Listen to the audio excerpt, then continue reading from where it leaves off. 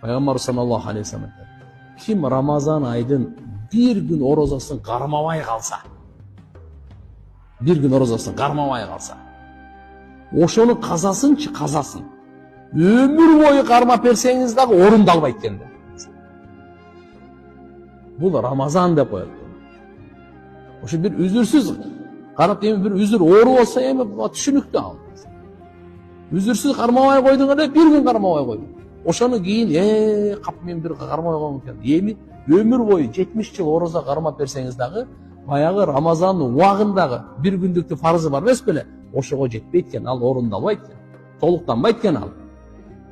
Ошон үчүн айтылган, эгерде Ramazan айдын кадырын үммөтүм билгенде, жыл бою Ramazan ай болсо экен деп эңсейтеді. Бул тирүүлөрдүн майрамы, өлүктөрдүн да майрамы.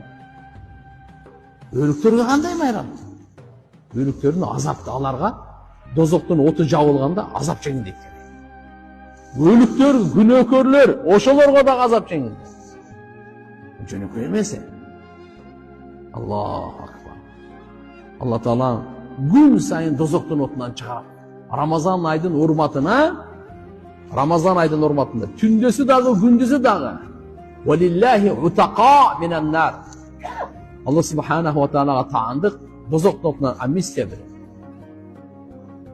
Qancha деген миллион киши Ramazan айдын урматына Алла Таалам дозоктун отунан чыгарат. Акыркы күнү gün сайын канча чыгарса, ошончо общий чыгарат. Мына кетип калгандар. Ошон үчүн бул Ramazan айы жөнөкөй ай эмес.